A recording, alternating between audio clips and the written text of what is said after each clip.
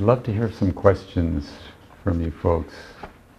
It's so nice to look out and see so many friendly faces. Maybe I'll read a couple of more short love poems.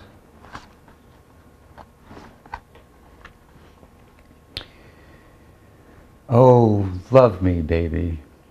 See how I swagger and smile, show off my body, wag my tongue, shoot heroin, and still you sit impassive, smoking, smooth placid cheeks and kind eyes, hint how strong your love is for another.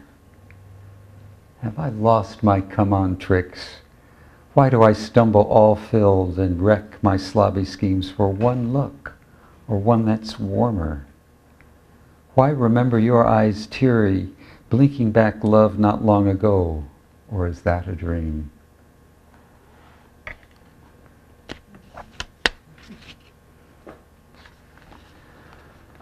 Joy Song.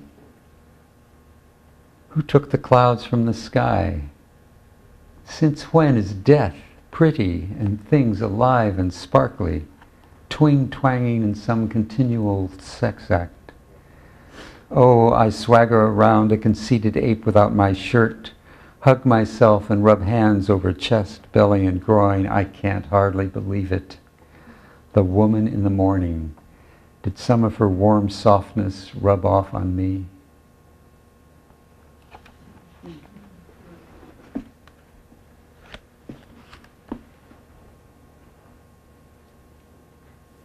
May.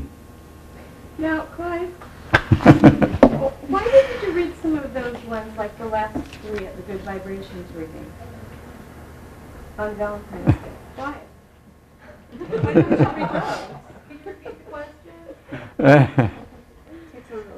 The question is, why didn't I read those last two poems at a reading that we gave at Good Vibrations in February?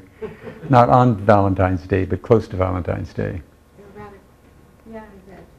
Especially The erotic event. The third one from the last, that long one. That was the really pornographic. The really pornographic. Really Turn you on your side where you look, show you to advantage. It was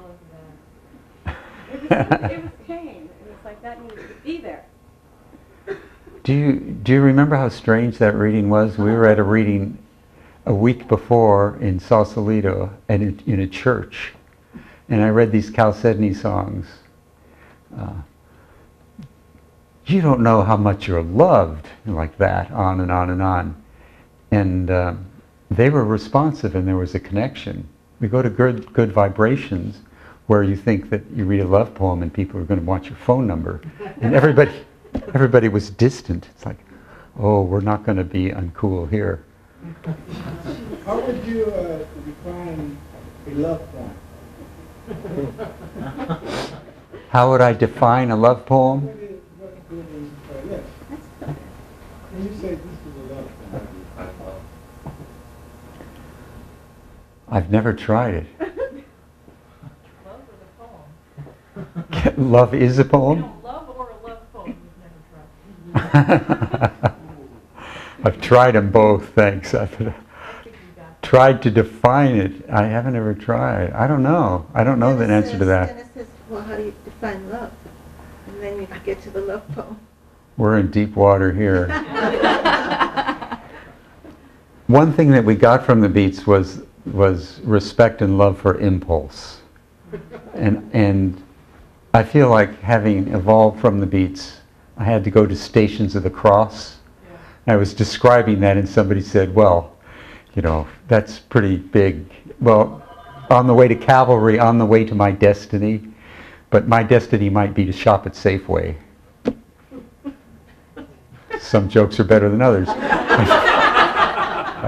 My destiny actually may be to raise my 11-year-old and to teach a few more workshops and write a few more Chalcedony poems, the poems I'm into now.